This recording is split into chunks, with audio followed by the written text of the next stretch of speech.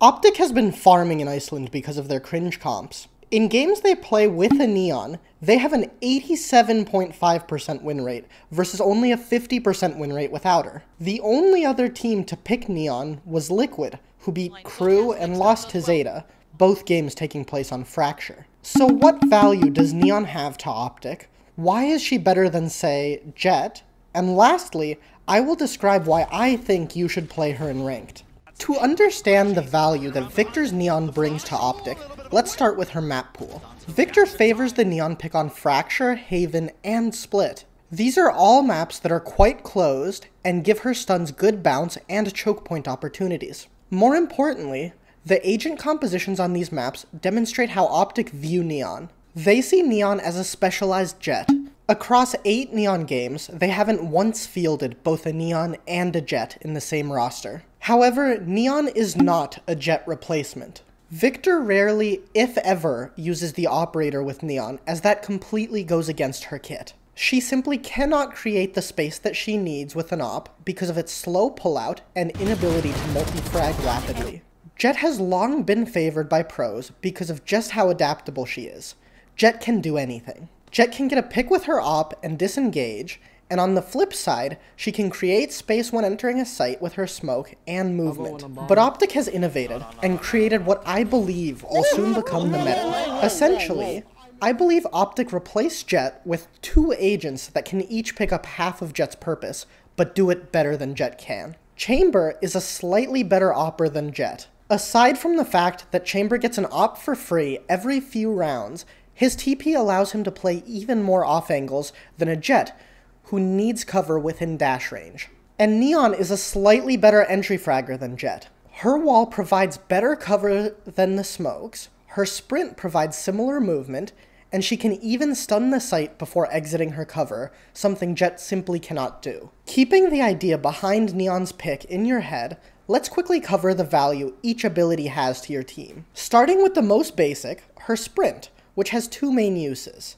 The most basic and obvious use that you probably already do is to rotate an entry with it. Neon's rapid rotates essentially allow her to be there for almost every take on defense, and on attack lets her get to the other site first, beating defense rotates on fakes or in clutches. Aside from this, Victor expertly uses her sprint in between engagements to reposition or swing just half a second earlier than expected. This use case is nearly impossible to perfect, and I often get caught with my hands out. With enough practice on Neon, you should be able to mimic Victor's expertise. Moving on to her fast lane, this ability is, in essence, a more powerful Jett smoke. It gives you cover to entry a site that doesn't even obstruct your vision. And secondly, it can be an ephemeral Viper wall you can force aggressors to push if they want to stop a defuse or take space. The last of her basic abilities is her stun.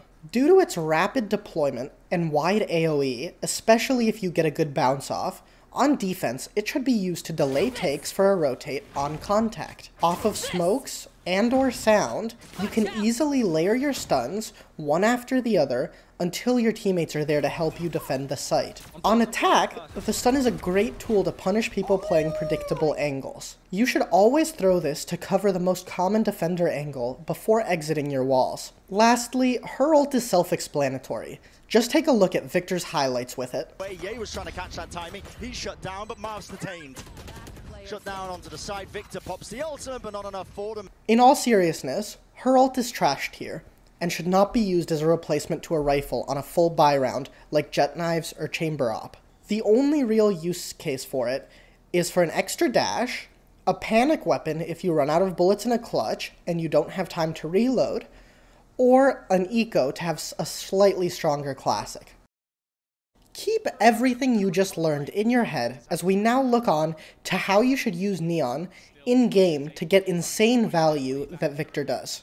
On defense, Neon has 3 main aspects that she excels in. Firstly, she is by far the best flanker in the game. Often, when enemies 5-man hit the other site, you simply do not have enough time to flank, because you will arrive and your whole team will already be dead. With Neon, you can flank and be there at the same time as your teammates who rotated along the fastest route for a quick and unexpected retake. Secondly, Neon can delay a push for a few seconds, similarly to Astra, Brim, Viper, or KJ with her stun. Similar to strong mollies or sucks, Neon's stun is basically 2 seconds that you cannot push through, or you will get mowed down. Her last, and most important aspect on defense is her rotates. Defenders always already have faster rotates than attackers. With Neon, you can essentially be on any site before the attack gets to it. Neon should never anchor a site. She should always be the quick rotate, as she essentially allows you to stack both sites every single round. On attack, Neon has one sole purpose: to entry frag. As you can see in the stats, Victor is almost always going for first bloods, and getting them at an amazing rate. If you can simply combine util with your teammates, you can create unstoppable entry pathing. For example, on B Fracture, you can put your wall like this, sprint through it, and exit your wall as your breach flashes like this. You will almost always have a free kill on the site player. Be creative, and remember that the best way to exit your wall is to combine your util with a teammate, so good comms are a key to playing Neon in attack. I don't want to keep seeing no mic Neons in my ranked games because Victor played her. Nice. As I mentioned in the intro, I believe, especially with the upcoming Jett nerfs, that Neon will be the strongest duelist on select maps in ranked. If you follow the blueprint that Victor has created of how to play Neon, and incorporate some tricks I'm about to cover, you will be a ranked demon. One of Neon's strongest micro plays that you need to use is jiggling.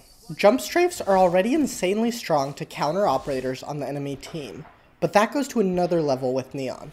Next is early round aggression on defense. Neon is very strong to take aggressive control on defense because of her ability to follow and capitalize on teammates' util. She can quickly clear an entire side of the map that your breach stuns, and she can take nearly any aggressive peek off of a teammate's flash. If you are sitting on sites as Neon every round, you're playing her incorrectly. Teammates will be more than happy to stun or flash for you if you just ask, so use your mic and work together to take map control early in rounds. Continuing this train of thought, there are essentially 3 outcomes.